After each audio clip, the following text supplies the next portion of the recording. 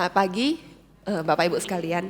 Ya, saya Diana, mungkin beberapa belum kenal ya. Saya melayani di ST Mandarin dan juga saya melayani di GRI Bintaro ya bersama dengan suami.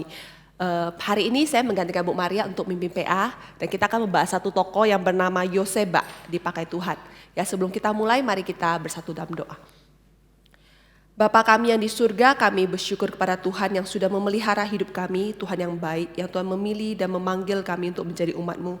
Tuhan, kami bersyukur, biarlah Tuhan menolong kami, sehari demi sehari kami bertumbuh semakin mengenal Tuhan, bertumbuh di dalam pengenalan firman yang benar, dan kami bertumbuh bagaimana melakukan kehendak Tuhan. Tolong kami yang lemah ini ya Tuhan, dan biarlah Engkau pakai PA pada pagi hari ini untuk memberi pertumbuhan rohani kepada kami. Pakai hamba-Mu dalam setiap kekurangan kelemahannya, biar Tuhan Kau dipermuliakan. Pimpinlah waktu kami ya Tuhan, dalam Kristus Yesus kami berdoa, Tuhan dengar doa kami ya Tuhan. Amin. Nama Yoseba mungkin gak familiar ya di dalam ayat yang disampaikan. Ini saya ke samping. Ya. Nah, di dalam raja-raja, dua raja-raja, nama ini hanya muncul satu kali ya. Kita boleh sama-sama melihat di sini, tetapi Yoseba, anak perempuan Raja Yoram, saudara perempuan Ahasia, mengambil Yoas bin Ahasia, menculik dia dari tengah-tengah anak-anak raja dan hendak membunuh. Yang dibunuh itu memasukkan dia dengan inang penyusunya ke dalam gudang tempat tidur dan menyembunyikan dia terhadap Atalia sehingga dia tidak dibunuh. Ya, nama Yoseba hanya muncul satu kali saja di dalam Alkitab. Ya, tetapi kenapa kita perlu membahas tokoh ini ya, yang mungkin hanya kita baca sekilas lewat. Ya, ada sumbangsih yang sangat penting dari peranan Yoseba, dan tentu kalau kita kaitkan dengan iman, ada hal yang bisa kita pelajari dari Yoseba. Saya akan mencoba menjelaskan kepada Bapak Ibu sekalian sedikit mengenai latar ya, sejarah saat itu ya. Ini ada sedikit silsilah yang mungkin kita bisa sama-sama pelajari. Saya rasa kita kalau baca Alkitab kita juga bisa menemukan, tapi kalau kita bersama-sama lihat begini mungkin akan lebih baik. Ya.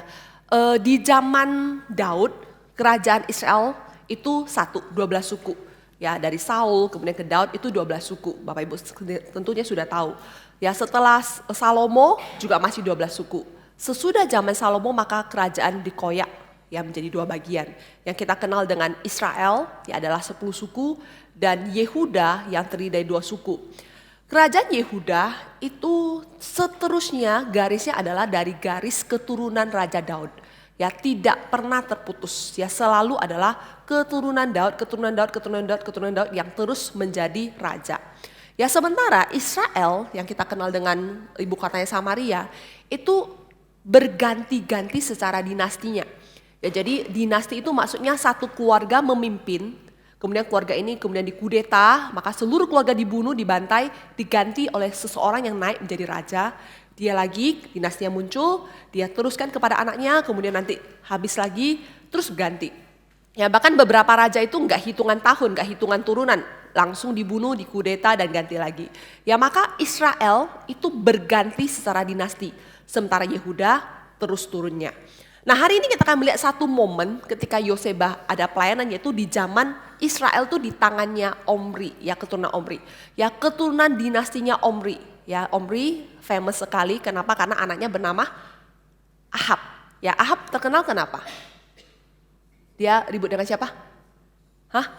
Isabel, Elia, betul. Itu di zaman tersebut. Jadi Omri papanya adalah yang pertama menjadi raja.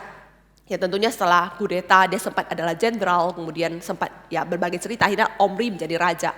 Omri kalau secara posisi dia adalah raja yang cukup pintar karena dialah yang menjadikan Samaria sebagai ibu kota. Ya, Samaria kenapa bisa jadi ibu kota Israel? Karena Omri lah yang memakai menjadikan Samaria adalah pegunungan itu menjadi ibu kota. Maka secara taktis perang, kemampuan politik dan segala macam itu bagus Omri. Dan itu dia turunkan kepada anaknya Ahab yang menikah dengan perempuan Sidon. Jadi aliansi nih, Sidon dengan Israel. Ya, dan dinikahkanlah dengan Isabel yang kita tahu kisahnya kemudian menimbulkan Israel meninggalkan Tuhan sedemikian rupa dan kemudian Elia muncul. Nah, Ahab itu kemudian meneruskan kerajaannya kepada Ahasia anaknya. Ya, saya kasih pagar nanti kita akan sama-sama lihat ya. Sekilas Ahasia itu menjadi raja. Mungkin kita boleh sama-sama buka ya biar kita sedikit tahu. Ya, saya harus jelaskan ini supaya Bapak Ibu sekalian tahu kenapa Yoseba penting. Kita akan agak banyak membuka ayat. Kita lihat 1 Raja-Raja 22 ayat 52. Kita baca bersama-sama jika sudah ditemukan. 1 Raja-Raja 22 ayat 52. Sudah? 1, 2, 3.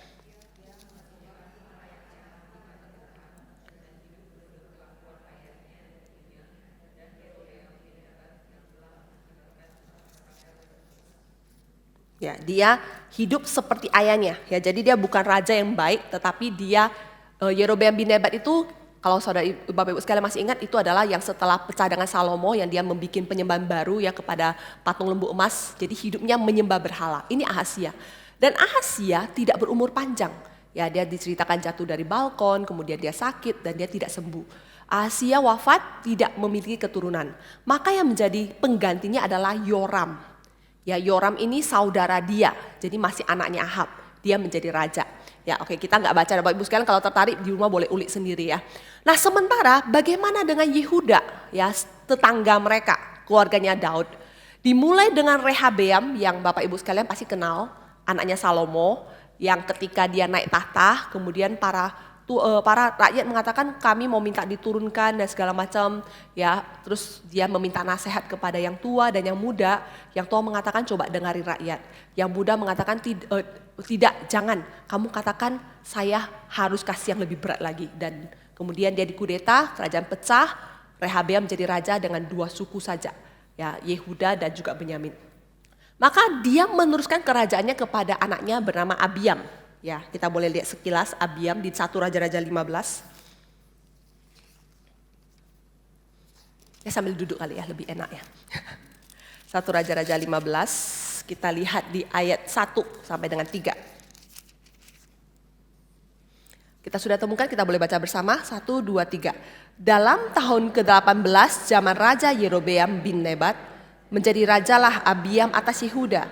3 tahun lamanya ia memerintah Yerusalem. Nama ibunya ialah Maakha, anak Abisalom. Abiam hidup dalam segala dosa yang telah dilakukan ayahnya sebelumnya, dan dia tidak sepenuhnya hati berpaut kepada Tuhan Allahnya seperti Daud nenek moyangnya. Jadi Abiam ini bukan raja yang baik. Ya, jadi Bapak Ibu sekalian, kita harus melihat raja Israel itu selalu jahat. Gak ada raja yang baik di Israel. Yehuda semuanya keturunan Daud, tetapi ada raja yang baik, ada raja yang tidak baik. Dan Alkitab mencatat kebaikan mereka bukan karena keberhasilan politik atau negaranya, tetapi kebaikan mereka adalah hatinya ikut Tuhan atau tidak. Rehabeam bukan raja yang baik dikatakan. Abiam seperti ayahnya bukan raja yang baik. Bagaimana dengan Asa? Ya, kita lihat di dalam 1 Raja-Raja 15 ayat 12. Ya, masih di sebelahnya, kita baca bersama-sama. 1, 2, 3. Ia menyingkirkan pelacur bakti dari negeri itu dan menjauhkan segala berhala yang dibuat oleh nenek moyangnya. Bahkan ia memecat Maakha neneknya dari pangkat ibu suri karena neneknya itu membuat patung Asyera yang keji. Asa merobohkan patung yang keji itu dan membakarnya di lembah Kidron.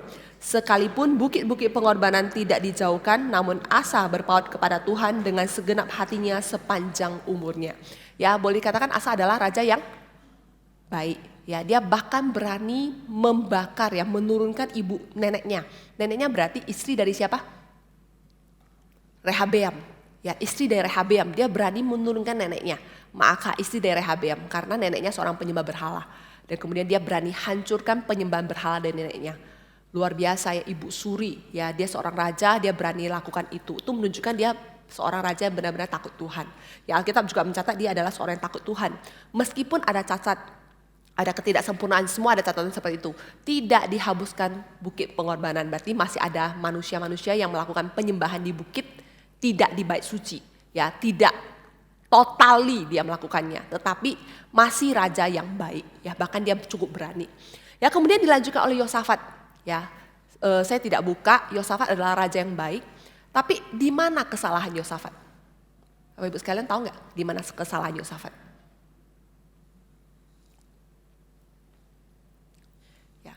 Yosafat menjodohkan anaknya dengan siapa? Dengan anaknya Ahab. Ya, jadi mereka besan antara Yosafat dengan si Ahab besan.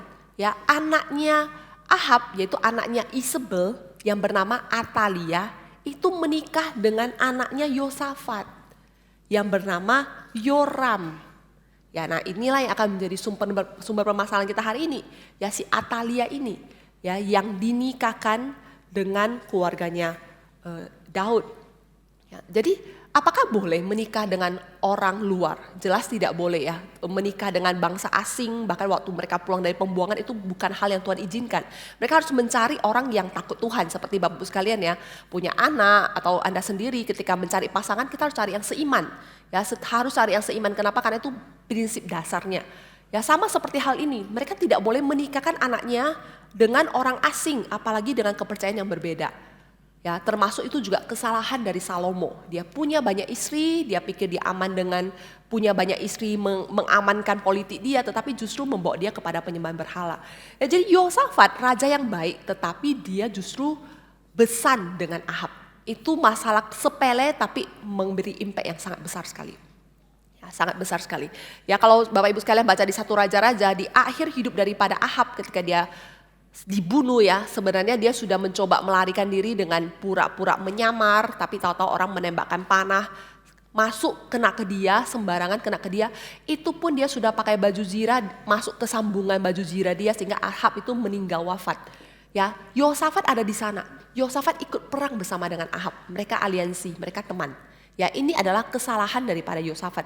Sekalipun Alkitab mencatat Yosafat adalah raja yang baik.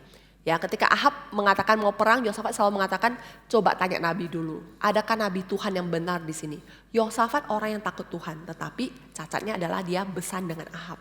Ya, dia menikahkan anaknya Yoram dengan Atalia. Nah, saya ingin mengajak Bapak Ibu sekalian melihat dua tawarik ya. Raja-raja dan tawarik sebenarnya punya waktu yang sama ya, tapi catatannya ada hal yang berbeda karena tujuan pencatatan berbeda ya, kita tidak bahas hari ini. Kita akan lihat di dalam 2 Tawarik 21, di sini ada sedikit pembahasan mengenai Yoram yang mungkin jarang dikupas ya. Kita akan lihat sama-sama 2 Tawarik 21 ayat 16 sampai 20. 2 Tawarik 21 ayat 16 sampai 20. Ya, kita lihat dia ada catatan tentang Yoram. Kita baca 16 sampai dengan 20. Ya, di sini ada Bapak Ibu, kita baca gantian ya. Bapak-bapak sekalian yang ayat 16, kemudian Ibu-ibu sekalian ayat 17 kita baca bergantian sampai dengan ayat 20. 2 Tawarik 21 ayat yang ke-16. Bapak-bapak silakan.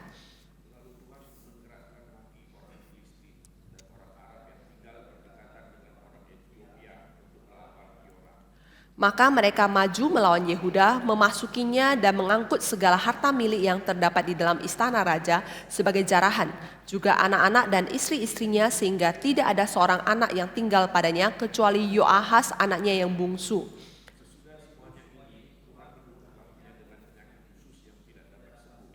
Beberapa waktu berselang, kira-kira sesudah lewat 2 tahun, keluarlah ususnya karena penyakitnya itu, lalu ia mati dengan penderitaan yang hebat. Rakyatnya tidak menyalakan api baginya seperti yang diperbuat mereka bagi nenek moyangnya.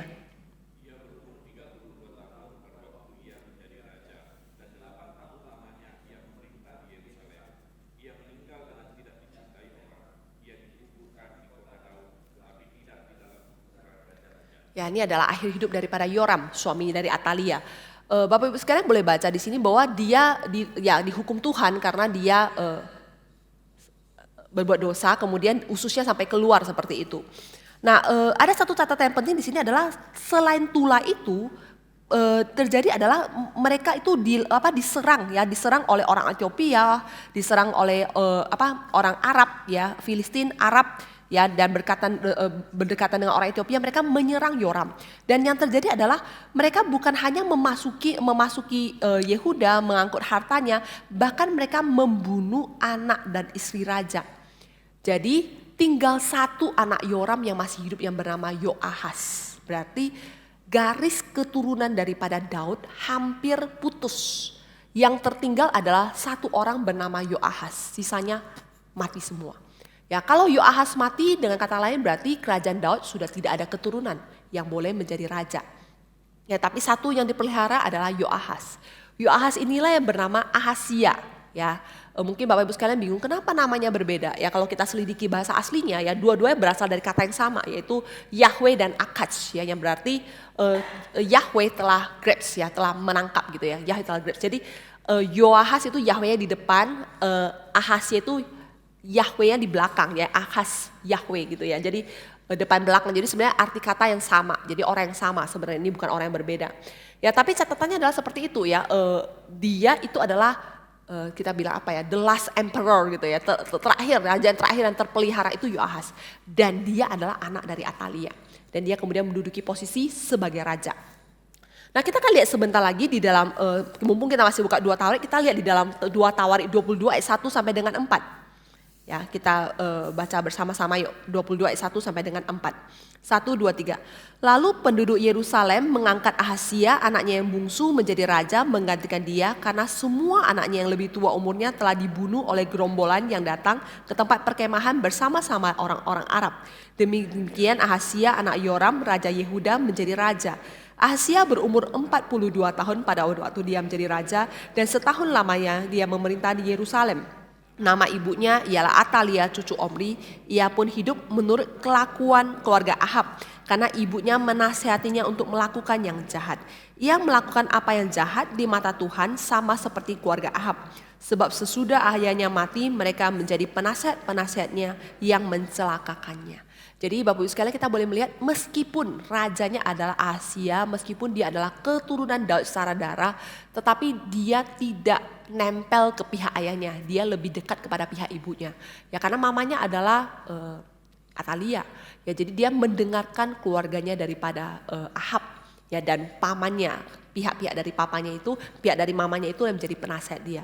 Jadi Ahazia meskipun raja daripada Yehuda, tetapi dia boleh dibilang nempel sekali dengan keluarga daripada Israel. Ya, dan ini sesuatu yang tidak baik sekali. Ya, Bapak Ibu sekalian, hari ini kita akan membahas tentang Yoseba. Peristiwanya adalah sangat berkaitan dengan kematian daripada Isabel. Ya, mungkin bisa sedikit, mungkin agak bingung ya, kita pelan-pelan ikutin.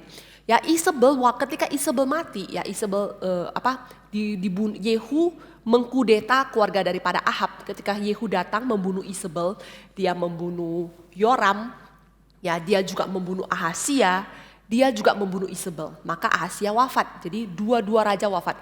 Kenapa Ahazia bisa dibunuh oleh Yehu? Karena Ahazia lagi ke rumah pamannya. Ya, dia ke rumah pamannya, dia menjenguk pamannya Yoram. Sehingga dia sekalian dibunuh oleh Yehu. Jadi seluruh keluarga daripada Ahab itu dibunuh habis oleh Yehu untuk menepati janji daripada Tuhan. Keluarga Ahab itu enggak cuma hanya Yoram, tetapi termasuk juga dengan Ahazia yang adalah raja daripada Yehuda. Jadi dihabiskan semua. Ya, jadi Ahazia menjadi raja yang nempel dengan Israel.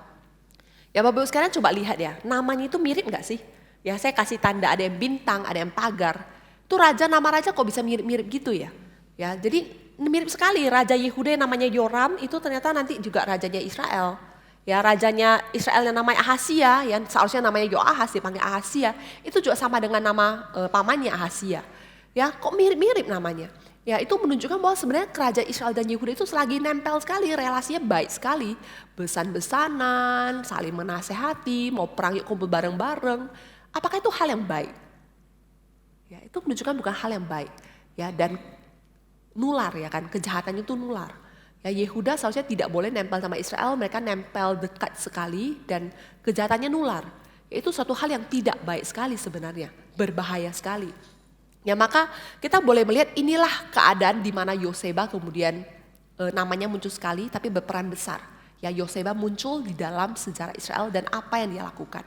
Ya, Bapak Ibu sekalian boleh melihat inilah keadaan sejarah Israel pada saat itu.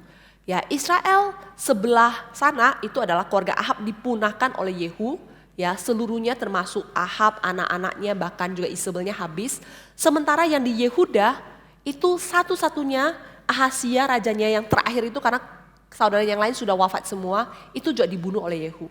Terus apa yang terjadi selanjutnya? Nah, ini yang kita akan bahas hari ini. Kita akan masuk ke tema hari ini.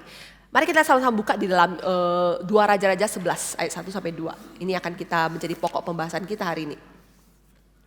Masih bisa ikutin ya sampai sekarang ya? Masih oke ya? 1 Raja-Raja 11 ayat 1 sampai dengan 2. 2 Raja-Raja 2 Raja-Raja 11. Ya. Raja-Raja 11 ayat 1 sampai dengan 2. Oke. Kita baca sama-sama yuk. 1, 2, 3. Ketika Atalia ibu Ahazia melihat bahwa anaknya sudah mati, maka bangkitlah ia membinasakan semua keturunan raja.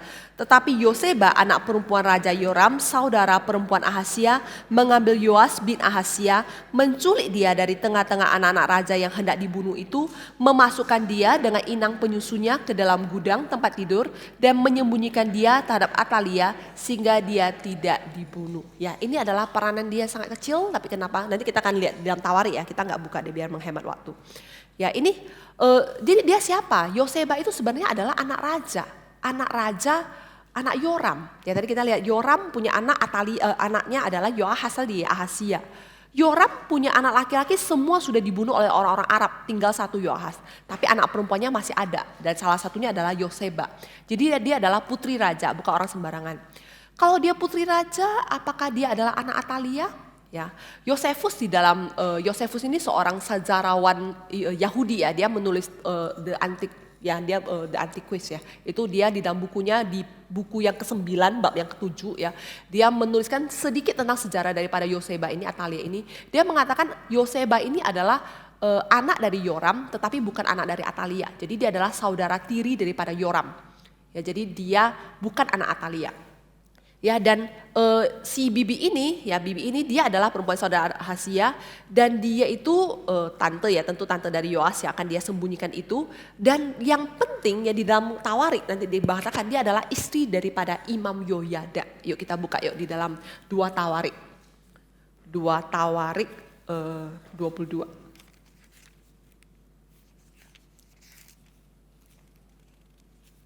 22 kita lihat di dalam ayat yang ke-7 sampai dengan 12 ya. Kita baca bergantian yuk, 7 sampai dengan 12. Saya ayat ganjil, Bapak Ibu sekalian ayat genap kita baca bergantian ya. 2 Tawarik 22 ayat dengan 7. Telah ditentukan Allah bahwa Ahasia akan menemui ajalnya pada waktu dia mengunjungi Yoram. Maka ketika Ahasia datang, pergilah ia bersama-sama dengan Yoram mendapatkan Yehu cucu Nimsi yang telah diurapi Tuhan supaya dialah yang melenyapkan keluarga Ahab.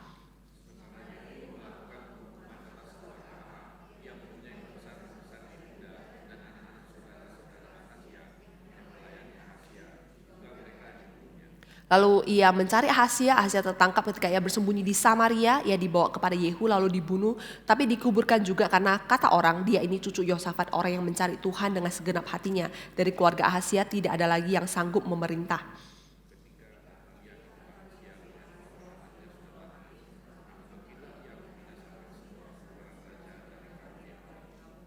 Tetapi Yosabat, anak perempuan raja, mengambil Yoas bin Ahasia, menculik dia dari tengah-tengah anak-anak raja yang hendak dibunuh itu, memasukkan dia dengan inang penyusunya ke dalam gudang tempat tidur.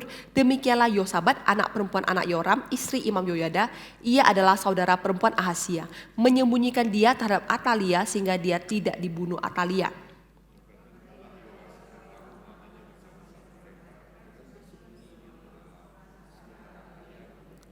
Ya. Selain anak raja, dia adalah istri dari imam besar, ya Yoyada. Jadi imam besar yang melayani di bait suci. Ya jelas dia nggak mungkin anaknya Atalia, karena Atalia nggak mungkin kasih anaknya menikah dengan imam besar, ya kan. Jadi dia seorang yang ikut Tuhan karena suaminya adalah imam besar, pendeta lah kita bilang ya, pendeta imam besar malah ya, yang melayani di bait Allah.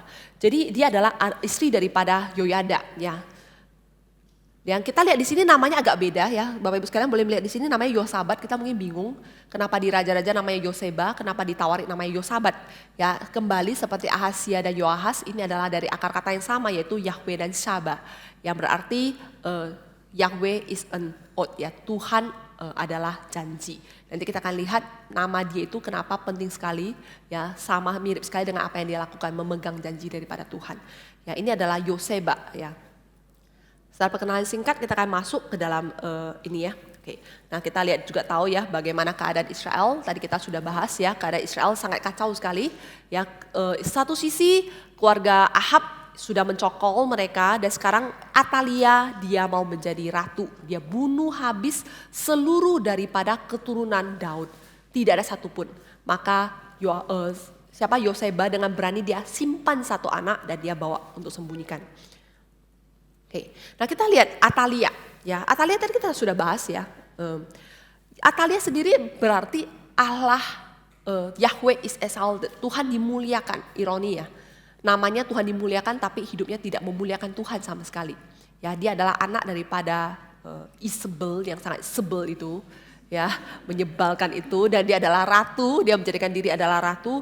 Dan Tawari mencatat, ya saya bacakan mungkin untuk Bapak Ibu sekalian biar menghemat waktu. Kita lihat 2 Tawari 24 ayat 7, ya, dikatakan bahwa apa yang dia lakukan, dia itu di ayat 7 mengatakan, sebab anak-anak Atalia perempuan fasik itu telah membongkar rumah Allah, bahkan memakai barang-barang kudus rumah Tuhan untuk para Baal. Ya, jadi apa yang Atalia lakukan selain dia menjadi ratu dari Israel, dia mengganti seluruh tata ibadah daripada Israel itu dengan menyembah Baal yang sudah Tuhan kalahkan di Karmel itu.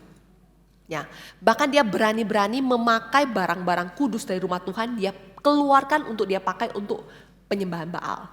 Ya, jadi ini perempuan bukan hanya mau mencokol kekuasaan secara politik, secara wilayah daripada Yehuda, dia juga membawa penyembahan, ya, kepada penyembahan salah. Ya, Bapak Ibu sekalian harus tahu bahwa kenapa raja itu pentingnya, bagaimana pandangan raja tentang penyembahan itu penting. Karena rakyat itu ikut raja, ikut pattern.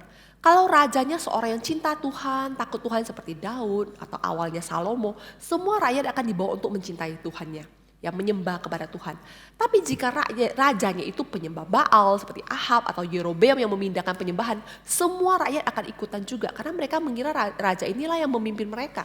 Ya, jadi bagaimana pandangan raja itu penting. Ya, si Atalia ini, dia adalah seorang ratu yang menyembah Baal dan dia menjadi ratu Israel. Ya, dan perbuatan Atalia itu kenapa berbahaya ketika dia membunuh habis keturunan Daud? Bapak sekalian, kita harus tahu bahwa bahaya di sini adalah dari Daud akan lahir siapa? Kristus. Ya, jadi kalau dalam Matius katakan Daud kemudian Kristus, kalau garis keturunan ini putus itu akan berbahaya sekali karena berarti juru selamat, ya kita tahu itu impossible karena Tuhan berdaulat, ya. Tapi ini penting sekali. Jadi apa yang Atalia lakukan itu bukan sekedar saya mau kudeta, saya mau dapat power di Yehuda, tapi dia sedang memutuskan garis keturunan keselamatan, garis yang akan melahirkan juru selamat. Dia cut di situ. Ya, pernah sekali Tuhan pelihara dengan Yoahas oleh orang-orang Arab itu, tapi ini apa yang Yoseba lakukan tuh dia benar-benar mau cut itu. Ya, garis keselamatan daripada garis Daud. Ya, dan sebenarnya semua orang juga tahu bahwa Tuhan sudah janjikan bahwa keturunan Daud akan tetap memegang kekuasaan, nanti kita akan lihat, ya. Dan dia binasakan, di sini berkali-kali baik Tawari maupun raja-raja mengatakan dia membinasakan, jadi dia habiskan. Ya, Bapak sekalian, kita boleh ingat siapa yang pernah membinasakan. Di sini saya tulis ada Herodes, ya. Ada juga Firaun di zaman Musa, ya, dihabiskan semua orang Israel yang lahir laki-laki, ya. Kemudian siapa juga Herodes, semua anak laki-laki di bawah 2 tahun dia bunuh untuk membunuh juru selamat Kristus Mesias yang dibawa lari ke Mesir. Ya, jadi ini adalah poin yang sangat penting sekali. Bukan berarti Yoseba sedang menolong Tuhan, ya, tidak sedang menolong Tuhan, tapi dia adalah orang yang ngerti bahwa itu kondisi yang sangat urgent sekali. Dia harus melakukan sesuatu dan dia mengambil bayi itu dan dia sembunyikan bayi ini. Ya, dan ya dia penyembah berhala, ya dia seorang bukan keturunan Daud. Oke. Nah, harapannya adalah pada Yoas, ya. Saya masuk ke wanita semua deh biar enak, ya kita, ya. Nah, kenapa si Yoseba bisa masuk kamar anak raja? Karena dia adalah bibi daripada anak raja itu, ya, daripada Yoas. Gak sembarang orang boleh masuk istana, sembarang orang boleh masuk kamar anak raja. Dia memanfaatkan posisi dia sebagai anggota keluarga kerajaan untuk masuk ke dalam, ya, dan dia bawa itu bersama dengan inang penyusunya, ya. Baik Yosefus mengatakan maupun di sini kita bisa kelihatan bahwa si Yoas itu mungkin hanya bayi yang nggak sampai setahun yang masih menyusui. Ya, ibu sekalian yang menyusui pasti tahu itu sekitar 1 tahun ke bawah itu masih nyusu. Jadi mungkin bisa jalan dikit atau rangka atau apa, masih anak kecil sekali. Dia ambil itu dengan inang penyusunya, cepat-cepat dia sembunyikan kemana? Dia sembunyikan di gudang tempat tidur. Ya, jadi saya keluar ini sebentar biar Bapak sekalian bisa lihat, ya. Kalau di dalam bait Allah, ya, kita masuk dalam itu biasanya itu kan Solomon Temple, itu kan di luar ada tempat ibadah, itu ada ruang kudus, ruang maha kudus. Di samping-samping itu kalau Bapak Ibu baca di 1 Raja-Raja, memang didesain sama Salomo itu ada ruang-ruangan. Ruangan untuk tempat tinggal imam, ruang penyimpanan, ya, ruang untuk nanti ada barang-barang yang harus disimpan, tempat tinggal daripada para imam besar, itu ada tempat seperti itu. Ya, dan itu besar dan banyak sekali tempatnya. Sehingga Yoseba itu karena dia adalah istri imam yang mungkin sekali dia tinggal juga di bait Allah. Dia mengambil ini anak sama dengan inang penyusunya, dia masukkanlah itu ke salah satu ruangan. Jadi kalau kita nonton drama itu tegang sekali, ya. Ini terjadi, Atalia sudah mengumumkan semua anak raja dibunuh ya. Dia nggak mungkin dia yang bunuh kan, dia perintahkan bunuh semua anak raja, tangkap dan bunuh. Begitu Yoseba dengan perintah itu, dia mungkin langsung masuk. Ya, ambil satu anak raja, dia bawa dengan inang penyusu yang masih bisa beri dia makan, dia bawa, dia sembunyikan langsung ke bait Allah. Salah satu ruangannya. Ruangan apa? Di Alkitab mengatakan itu adalah gudang penyimpanan tempat tidur. Ya, jadi kayak spare itulah ya. Kalau Bapak Ibu sekalian NRITC kan keluarin itu ya. Apa matras-matras yang kita bersihin buat NRITC kan. Ada ruang penyimpanan mungkin kayak seperti itu. Ya, ruang-ruang penyimpanan tempat tidur, barang-barang untuk tidur itu. Ya, gudang. Ya, seorang anak disimpan di dalam gudang seperti itu. Ya, jadi urgent sekali apa yang dia lakukan. Ya, jadi dia sembunyikan ya, dan kata yang dipakai itu adalah ganap. Ya, dia itu bukan ambil, minta dong bayinya saya bawa, enggak. Dia ganap, dia culik. Ya, kata yang sama yang dipakai ketika Alkitab mengajarkan jangan mencuri di dalam hukum ke-8. Itu adalah kata yang sama. Kata yang sama ketika Yusuf mengatakan aku diculik dari negeriku, ya karena dia diculik oleh saudaranya, dijual ke Mesir. Aku diculik, itu kata yang sama. Jadi Yoseba ketika mengambil bayi ini, dia bukan ngambil baik-baik, dia benar-benar main ambil aja. Ya, dan bahkan saya berpikir mungkin juga sebenarnya kenapa dia ngambil Yoas, kenapa ngambil anak yang lain, mungkin cuma itu kesempatan terakhir ya. Itu yang ada dia ambil, dia bawa lah sudah itu anak. Jadi benar-benar dia at the moment yang kritis sekali, dia ambil bayi itu dan dia bawa pergi. Itu Yoseba. Ya, jadi begitulah cara dia membawa anak itu. Tapi anak kecil ini yang gak sampai setahun itu justru menjadi sebuah harapan ya. Harapan bahwa ada keturunan Daud yang masih hidup. Meskipun keadaan sangat tidak baik. Atalia berkuasa, semua tentara milik Atalia, semua kekuasaan di tangan Atalia, dia adalah ratu yang sangat kejam, orang takut dengan dia. Keadaan tidak baik untuk seluruh keluarga daripada Daud, keadaan tidak baik untuk seluruh penyembah daripada Tuhan Allah Yahweh, tapi anak kecil itu menjadi harapan. Ya Bapak sekalian, kita seringkali juga melihat ya di dalam gereja, di mana saja, kita melihat anak-anak itu harapan, ya enggak? Ibu sekalian yang menjaga anak dan mengurus anak, banyak sekali yang mungkin orang tua murid gitu ya. Ketika kita melihat ada anak, kita melihat itu ada harapan. Ya, kita bertambah hari ya kita bertambah tua ya kan. Terasa kok secara fisik, secara kemampuan kita turun gak seperti waktu kita muda. Tetapi kita melihat anak, kita melihat itu ada harapan. Inilah next generation. Ya, kalau satu generasi gak ada manusia lagi, itu sebenarnya sangat menyedihkan. Ya, kalau kita baca berita di Korea, di Jepang, di sekolah tinggal satu anak atau sekolah tutup karena sudah gak ada murid. Itu suatu berita yang sangat menyedihkan loh. Melihat fasilitas sekolah yang begitu baik, ya mereka pasti punya guru yang sangat kompeten, tapi gak ada yang bisa diajar. Bukankah itu sesuatu hal yang sangat menyedihkan sekali, ya kan? Ya waktu itu kita melayani di NRITC, di BCN, kita melihat anak-anak ribuan datang beribadah, datang retreat, datang belajar firman. Sukacita itu bukan karena sukacita apa ya, sukacita itu karena sukacita melihat bahwa ini loh masa depan daripada gereja Tuhan. Ya, ada anak kecil yang belajar firman, ada yang mau jadi hamba Tuhan, ada yang mau bergiat bagi Tuhan, terima Tuhan. Itu gambaran itu membuat kita lelah tapi senang itu karena kita melihat bahwa inilah harapan, ya kan? Ya sama seperti ketika Yoseba mengambil resiko mengambil anak itu satu, itu menjadi harapan bahwa keturunan Daud itu masih ada, tinggal satu. Meskipun anak itu mungkin bicara pun belum bisa, jalan pun belum bisa, masih digendong, masih disusu. Tapi itu menjadi harapan apa yang bisa Yoseba lakukan. Ya, oke, kita lanjut, kita melihat. Ya, kita sudah lihat. Ya, oke. Tapi endingnya seperti apa? Ya, endingnya seperti apa? Ya, saya rasa kita nggak usah baca ya biar menghemat waktu ya. Bapak Ibu sekalian boleh baca di rumah, saya keluarin deh ya biar enak gitu ya. Bapak Ibu sekalian boleh baca di rumah endingnya seperti apa. Endingnya adalah anak itu disimpan selama 6 tahun oleh keluarga Yoseba dan Imam Yoyada. 6 tahun kemudian mereka mengumpulkan orang-orang ya, dan mereka mengatakan, mereka menunjukkan ke mereka, kalian janji dulu ya, kami mau tunjukin sesuatu nih, orang-orang kepercayaan. Ditunjukkanlah itu orang, dan kemudian mereka melihat, wah ternyata masih ada keturunan Daud. Ada seorang anak kecil yang mungkin saat itu hampir 7 tahun, ini masih ada harapan. Ya. Dikatakan tunjukkan kepada orang Kari. Siapa orang Kari? Ya, orang Kari ini kemungkinan itu adalah orang Kreti. Ya, kalau Bapak Ibu sekalian baca 1 Raja-Raja ketika, atau di 2 Samuel juga ada, Kreti dan Pleti itu adalah pengawal khusus daripada Raja Daud. Ya, ketika Raja Daud hendak menobatkan Salomo menjadi raja, ketika saudaranya juga mau kudeta ya, jadi harus cepat Salomo harus dinobatkan, itu memakai Kreti dan Pleti. dipimpin oleh Benaya bin Yoyada. Itu mereka menobatkan Salomo menjadi raja. Jadi ini pengawal khusus raja. Orang kepercayaan Raja Daud yang sudah wafat itu. Jadi inilah yang dikumpulkan. Terus bersama dengan para penjaga bait Allah. Mereka tunjukkan ini ada raja kita. Ya, terus mereka katakan ayo kita coba begini. Mereka kumpulkan, yang Bapak sekalian berbaca nanti. Kita kumpulkan. Sekarang yang jaga, kan mereka gantian tuh ada shiftnya kan. Yang jaga, shift ganti di hari Sabat. Nanti setelah shift ini selesai, yang harusnya keluar itu jangan pulang. Kalian tunggu, datang shift yang kedua. Jadi penuh nih pasukannya ya. Shift yang selesai itu stay, mereka jaga di mana. Shift yang baru datang juga jaga di mana. Semua raja sudah terkepung dengan aman. Kita nobatkan dia, kita urapi dia, angkat dia menjadi raja.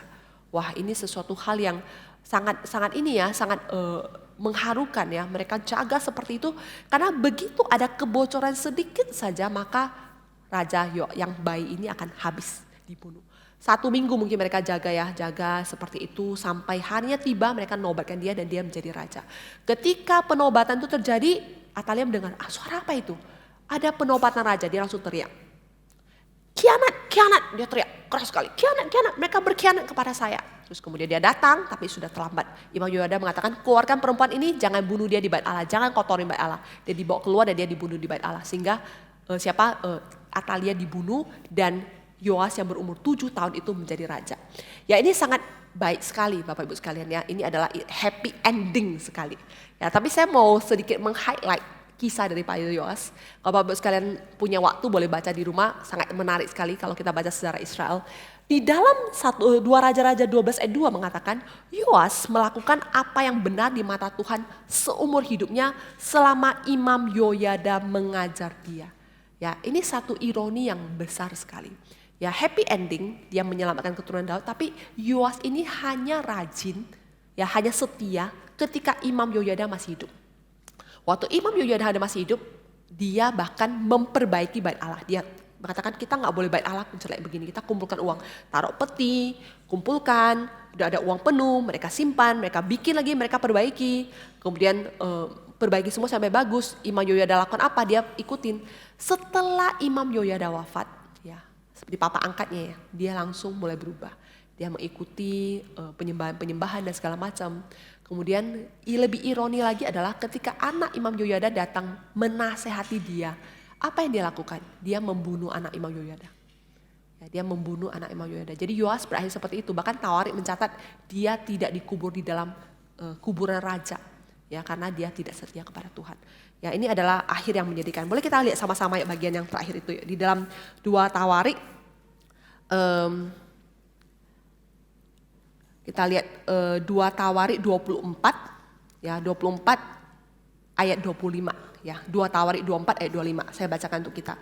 Ketika mereka pergi daripadanya mereka meninggalkannya dengan luka-luka berat, pegawai-pegawainya mengadakan persekepakatan terhadap dia karena darah anak Imam Yoyada itu, lalu membunuhnya di atas tempat tidurnya, dia mati dan dikuburkan di kota Daud tetapi tidak di perkuburan raja-raja. Ya ini adalah ending dari Yoas yang diselamatkan itu. Sekalipun dari kecil dia dibesarkan Imam Yoyada, di akhirnya malah membunuh anak Imam Yoyada. Ya, jadi makanya saya kasih tanda happy ending.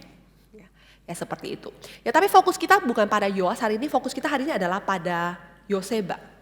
Ya, apa yang kita bisa pelajari dari seorang Yoseba? Ya, Yoseba adalah seorang yang mengerti firman Tuhan.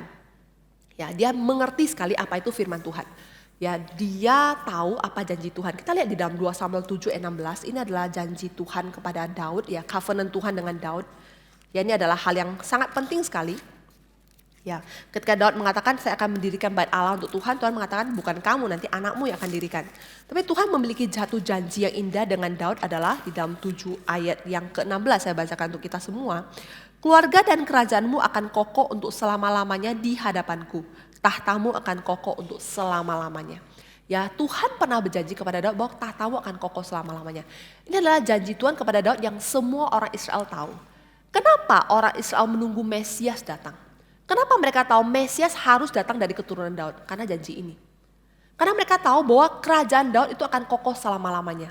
Sekalipun mereka sudah dibuang ke Babel, mereka pulang dari pembuangan, mereka masih berharap bahwa kerajaannya akan kokoh. Selama ada Yerusalem, selama ada keturunan daripada Daud, selama ada imam, ada bait suci, mereka akan kembali menjadi kerajaan yang jaya. Tapi itu tidak pernah terjadi. Tapi mereka tahu bahwa Mesias, juru selamat, ya akan datang raja yang mereka kira secara fisik itu dari keturunan Daud. Kenapa? Karena janji ini bahwa kerajaan Daud akan kokoh selama-lamanya. Dan keturunannya akan terus-terus, tahtanya itu akan kokoh. Kan terus anak Daud akan menjadi raja. Maka ini adalah hal yang sangat-sangat diketahui dan oleh orang-orang Israel. Termasuk oleh, saya percaya, Yoseba dan Yoyada. Ya, maka mereka tahu bahwa janji ini akan ditepati dan mereka fight karena firman Tuhan ini. Ya, mereka berani untuk memperjuangkan itu. Ya, dan kita tahu tadi namanya adalah God is an oath ya. Di dalam NIV Application Commentary mengatakan bahwa Tuhan memakai ya seorang wanita yang setia, faithful woman, untuk menjaga janjinya Tuhan. Ya, untuk memaintain, menjaga lem daripada Daud, ya, garis keturunan daripada Daud. Jadi Tuhan memakai seorang wanita yang setia untuk menjaga janjinya Tuhan sendiri dalam 2 Samuel ini, bahwa akan ada terus garis keturunan daripada Daud.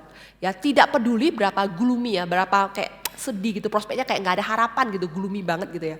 Tetapi ya semua destiny takdir gitu ya, itu akan disecure karena Tuhan yang memelihara. Jadi bukan Yoseba sedang menolong Tuhan, tapi Yoseba seorang yang mengerti firman Tuhan dan dia fight untuk firman Tuhan itu. Ya, Bapak Ibu sekalian, bukankah kita juga seharusnya seperti itu ya? Firman Tuhan itu harus menjadi, ya saya katakan, harus jadi poros dalam hidup kita.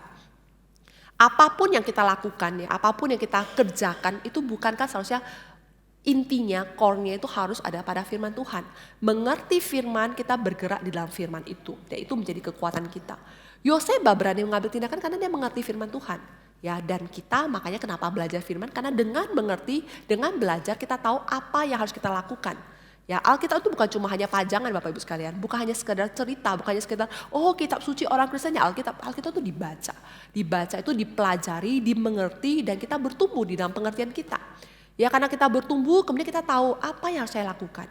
Ya, mengerti kehendak Tuhan itu bukan kayak main dukun ya, main cari tahu apa yang Tuhan mau gitu ya, dengan itu maunya apa ya, enggak. Kita mengerti kehendak Tuhan itu kenapa? Karena kita mengerti firman Tuhan. Mengerti prinsip firman Tuhan kita, sehingga kita tahu Tuhan mau kita melakukan apa. Ya, jadi firman itu menjadi inti, menjadi poros dalam seluruh tindakan kita. Dan kita percaya Yoseba juga melakukan hal seperti itu, meski namanya hanya tercatat sebentar saja di situ. Ya. Selain itu kita lihat Yoseba itu benar-benar memakai kairos ya. Dia dia culik si Yoas at the time gitu ya. Pas waktunya dia culik, katakan ganap tadi ya, dia culik itu anak, dia masuk karena dia seorang putri raja, dia masuk, dia ngambil Yoas dan bersama inang pengasuh disembunyikan. Ada kairos yang diambil. Ya, di dalam hidup kita saya percaya juga banyak kairos. Bukan hanya dalam kairos kehidupan kita untuk ngambil advantage untuk keuangan dan segala macam. Saya percaya banyak kairos juga di dalam pelayanan yang bisa kita kerjakan. Apa yang bisa kita lakukan dalam hidup kita. Momen-momen yang tidak akan lewat begitu saja. Ya, mungkin sedikit sharing ya Bapak Ibu sekalian yang membesarkan anak ya. Kita mungkin merasa lelah gitu ya, besarin anak gitu ya, ngurusin, capek segala macam. Nikmatilah, karena itu kairos yang gak akan berulang.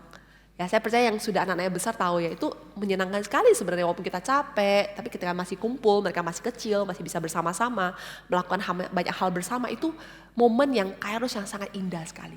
Ya, ketika mereka besar, mereka harus pergi, ninggalin kita, mereka kerja kemana, kuliah kemana, itu momen yang gak akan pulang kembali. Ya, itulah kairos di mana kita bisa mendidik mereka dalam Tuhan, momen di mana kita bisa bersama dengan mereka dan memberikan prinsip firman Tuhan, momen di mana kita membangun mereka. Jadi kairos itu harus kita grasp dengan cepat, ya, mengambilnya dengan cepat. Ya, dan Yoseba, walaupun hanya 1 kali namanya catat, tawari 2 kali dengan nama berbeda, dia mengambil kairos itu. Ya, dia benar-benar ngambil anak itu dan dia selamatkan lem daripada Daud itu. Ya. Selain itu kita lihat juga dari Yoseba adalah dia berani berkorban, ya, dia berani berkorban. Ya, oke. Ya, dia berani berkorban. Ya, butuh courageous, butuh keberanian. Ya, nggak mungkin loh, nggak gampang loh. Masuk ke dalam dan bagaimana kalau dia ketahuan. Ya, bagaimana kalau misalnya siapa Atalia datang, apa akan terjadi? Mungkin dia dan suaminya dan keluarganya akan dibantai semuanya. Tapi dia mengambil keberanian. Ya, dan bahkan mereka akhirnya setelah waktu matang 6-7 tahun kemudian mereka kumpulkan orang, mereka melakukan kesepakatan kita lawan Atalia. Bapak sekalian, dia bukan hanya sembunyi itu 1 kali. Dia perlu 6-7 tahun untuk sembunyikan anak itu. Ya, ini Waktu nggak pendek loh. Ya bisa bayangkan dari kelas 1 SD sampai kelas 6 SD gitu. Ya Anda punya besari anak gitu ya, kelas 1 belajar nulis gitu sampai kelas 6 gitu sudah SMP gitu. 6 tahun itu waktu yang panjang sekali. Dan dia harus jaga anak itu seperti itu. 6 tahun. Ya, tidak boleh ketahuan. Bagaimana kalau sampai ketahuan? Ya, dia tinggal kan nggak bisa diam saja. Dia pasti lari lah. Dia pasti inilah kalau kita mainkan drama itu seru nih. Tiba lari ketemu Atalia, ini anak siapa ini ya? Kita bisa dramatisir ya kan. Bisa juga lari keluar dari bait Allah terus ketemu siapa gitu kan. Bisa aja ya, bisa aja. Tapi Alkitab nggak catat, kita boleh imajinasi luar bisa jadi seperti itu. Jadi maksud saya nggak gampang, inang penyusu itu cuma sekedar inang penyusu yang nyusuin dia selama dia belum bisa berjalan. Dia bisa jalan, dia bisa ngomong, kalau dia mulai ngomong, saya anak raja, wah habis sudah. Ya kan dia nggak mungkin dibesarkan dengan tidak diberitahu identitas dia siapa, karena dia perlu tahu, kalau enggak dia kira dia bukan raja.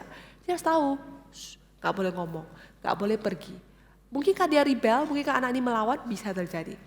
Tapi semua resiko ini ya siapa Yoseba berani ambil. Meskipun nama dia hanya dicatat 1 kali, Yoseba menculik anak raja, dicatat juga dengan namanya culik gitu ya, lakukan kejahatan gitu, culik anak gitu ya, dia bawa pergi. Ya tapi dia butuh keberanian ya, kita juga butuh keberanian dalam berbagai hal. Ya kemudian ya, nah kemudian Yoseba itu dia memberikan teladan iman untuk Yoas, meskipun kita tahu endingnya nggak terlalu bagus ya, tapi mereka membesarkan Yoas dengan baik. Ya kenapa Yoas sangat mendengar Imam Yoyada? Karena dia menganggap dia itu papanya. Selama Imam Yoyada ada, Yoas itu raja yang baik. Ya dia suruh, dia tahu kenapa bait Allah masih jelek begini. Ya tetapi dia ini ya, dia perbaiki. Ya dia seorang raja yang ini. Kita lihat 2 Tawarik 22 ayat 12 ya, 2 Tawarik 22 ayat 12. Saya bacakan untuk kita. Maka tinggallah Yoas 6 tahun lamanya bersama-sama dengan mereka dengan bersembunyi di rumah Tuhan sementara Atalia memerintah negeri.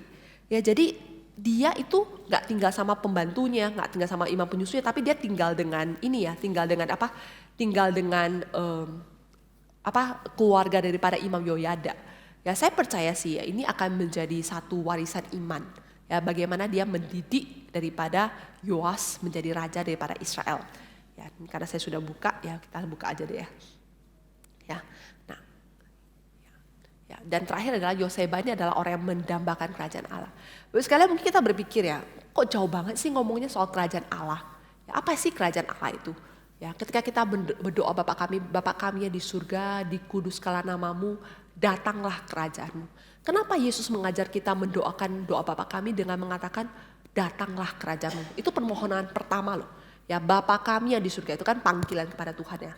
Dimuliakan namamu ya, Tuhan dipermuliakan. Tapi nextnya adalah permohonan pertama adalah datanglah kerajaan. Kenapa Yesus mengajar kita mendoa Bapa kami itu memulai dengan kata permohonan pertama adalah datanglah kerajaanmu. Karena Bapak Ibu sekalian sebagai anak Tuhan ya, kerajaan Allah itu adalah sesuatu hal yang seharusnya kita dambakan. Kenapa kita mendambakan kerajaan Allah? Kerajaan Allah berarti yang menjadi raja adalah siapa? Allah ya raja, Tuhan adalah sendiri yang menjadi raja. Kalau Tuhan menjadi raja berarti seluruh kehendak itu kehendak siapa yang jalan? Kehendak Tuhan. Sama seperti ya Presiden Prabowo dia boleh tentukan mau kebijakan apa, mau kebijakan fiskal, mau kasih makan gratis seluruh negeri, mau apa, itu kebijakan dia karena dia presiden. Dia boleh tentukan ya dengan dapat segala macam karena dia presidennya. Kalau kerajaan Allah berarti Allah lah yang menjadi raja, seluruh kehendak, seluruh yang terjadi adalah kehendaknya Tuhan. Kenapa kita perlu mendambakan itu? Karena bukankah itu yang menjadi sesuatu hal yang paling utama? Kalau Tuhan menjadi raja, semua kehendak Tuhan jadi, maka kita akan melihat bahwa seluruh itu berjalan dengan hal yang paling tepat posisinya. Ya, kedamaian dari Tuhan, sukacita dari Tuhan, kemuliaan Tuhan, itu semua pada posisinya kalau Tuhan menjadi raja. Ya, ketika Yesus datang ya, Yesus mengatakan apa? Shalom bagimu ya. Ketika dia menampakkan diri kepada murid-murid, dia mengatakan shalom. Ya, dia tidak berkata, "Hai, apa kabar? Petrus, kok jadi nelayan sih?" Enggak. Dia mengatakan shalom. Kenapa? Damai sejahtera bagimu. Kenapa Yesus mengatakan damai sejahtera? Karena Yesus sudah mengatakan bahwa keadaan sudah damai. Bukan damai karena nggak ada konflik. Konflik jelas ada. Ketika mereka bersembunyi dan Yesus muncul, itu mereka lagi mau ditangkap. Karena para imam besar mereka menyebar gosip kan ya. Mayat Yesus hilang, dicuri oleh murid-muridnya. Ya, mereka memberikan gosip seperti itu sehingga murid-murid takut. Kami dibilang mencuri mayat, mereka sembunyi. Tapi Yesus datang ya masuk di tengah-tengah mereka mengatakan damai sejahtera bagimu.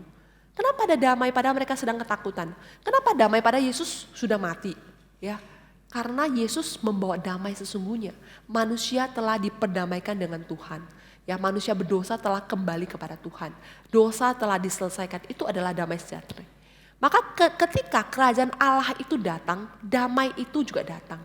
Bukan berarti bahwa perang kah? Perang, benar, perang, tapi bukan perang dengan bagian pikiran kita, damai itu berarti gak ada Ukraina Rusia, gak ada Pakistan India, bukan masalah itu. Damai itu adalah ketika Tuhan berdamai dengan manusia, kita bisa kembali kepada Tuhan. Ya, kita bisa ke surga bersama dengan Tuhan selama-lamanya, itu adalah damai. Ya, maka Yoseba, ya, kalau saya mau berani sedikit menafsir, ya, Yoseba Yoyada punya kerinduan seperti itu. Kalau misalnya garis keturunan Daud putus, berarti tidak ada lagi garis keturunan Daud. Kehendak Tuhan adalah harus ada garis keturunan. Kehendak Tuhan adalah garis keturunan Daud selama-lamanya. Bagaimana ini? Bukan sedang menolong Tuhan, tapi firman Tuhan harus jadi. Bagaimana caranya Tuhan pakai mereka dan mereka mau dipakai Tuhan meski mengambil resiko. Ya, selain itu, kalau misalnya Atalia menjadi ratu, apa jadinya anak-anak Tuhan? Saya percaya 6 tahun itu adalah tahun yang paling mengerikan buat mereka. Mereka apakah bisa beribadah dengan bebas di bait Allah? Belum tentu. Mereka mau persembahkan korban, apakah disuplai persembahannya? Saya percaya tidak ada. Ya, bahkan barang-barang kudusnya dibawa keluar untuk Baal. Bagaimana keadaan rumah Tuhan? Hancur, diambil barangnya. Ya, mau mengadakan penyembahan gak bisa, mau melakukan apapun gak bisa. Maka ketika dikumpulkan, ini masih ada harapan satu anak Daud. Semua langsung mau ambil resiko, kita kudeta Atalia. Ya, maka keadaan sangat tidak baik. Tapi Yoseba dan juga suaminya Yoyada, mereka berani mengambil resiko. Dan 6 tahun mereka membesarkan seorang Yoas untuk menjadi raja daripada Israel. Bapak sekalian, kita mungkin melihat ya, nama ini muncul hanya 1 kali. Kita kalau baca Alkitab itu pasti lewat aja dia. Kita gak akan detail lihat Yoseba ya. Peranan dia seperti apa sih? Tapi justru Tuhan boleh pakai orang-orang yang minor seperti ini ya untuk suatu pekerjaan yang besar. Ya, dan kita percaya apa yang dicatat Alkitab itu bukan karena nggak penting, itu penting sekali. Justru orang penting dicatat dan kemudian kita bisa mengenal dia, Yoseba. Ya, kita selama berminggu-minggu kita kan sama Ibu Maria kan lagi bahas iman ya, iman dari Yefta, iman dari siapa gitu ya. Ini adalah iman dari seorang Yoseba dan Yoyada sebenarnya ya. Yoseba yang berani masuk. Yoyada nggak bisa masuk karena Yoyada imam, dia adalah putri raja, dia yang masuk. Dia beriman. Dia berani, menjadi berani, dia ambil itu bayi, at the moment dia bawa keluar, dia simpan di gudang penyimpanan kasur-kasur itu, dia besarkan tuh anak selama 6 tahun dan dia siapkan untuk menjadi raja bagi Israel. Ya, itu adalah satu momen yang sangat indah. Ya, apa yang Tuhan percayakan kepada kita pada hari ini? Ya, mungkin kita tidak dipercayakan untuk menjadi bibi raja, ya, tapi saya percaya kita dipercayakan untuk banyak hal. Ya, pekerjaan kita kah, pelayanan kah? Ya, anak-anak yang Tuhan percayakan, cucu bahkan mungkin ya, atau apapun yang Tuhan percayakan untuk kita bisa lakukan. Bagaimana kita sebagai Yoseba melihat firman Tuhan sebagai poros, kita berani itu ya, kita jadikan pusat. Kita berani untuk mengambil resiko ya, sekalipun itu susah, kita jadi berani, jadi courage ya. Kemudian kita juga berani untuk melihat kairos itu, kita mengambil itu ya, kairos daripada Tuhan ya, kita mendambakan kerajaan Tuhan itu tiba. Ya, bagaimana kita boleh melakukannya juga jika kita punya anak untuk boleh membawa mereka kepada iman kepada Tuhan. Ya, ini suatu hal yang boleh sama-sama kita pelajari. Ya, baik, kita mau diskusi ya, sebelum kita diskusi kita tutup dulu dalam doa ya, kita tutup doa untuk firman, kita bersama-sama berdoa. Bapa kami yang di surga, kami bersyukur ya Tuhan karena Tuhan yang sudah memelihara hidup kami, yang memberikan kami firman Tuhan yang boleh menjadi pedoman bagi kami. Tolong kami Tuhan di dalam hidup ini tidak menjadi lewat begitu saja, namun kami boleh bagaimana pekah akan apa yang Tuhan mau kami lakukan. Kami mau taat mengikut Tuhan, kami mau taat menjalankan firman Tuhan, kami mau mengambil setiap kesempatan yang Tuhan percayakan untuk tidak lewat begitu saja. Jadilah kehendak-Mu Tuhan, datanglah kerajaan-Mu. Pakailah kami sebagai saluran berkat bagi Tuhan. Terima kasih Bapa di surga, di dalam Kristus kami berdoa, Tuhan Kau dengar doa kami ya Tuhan. Amin.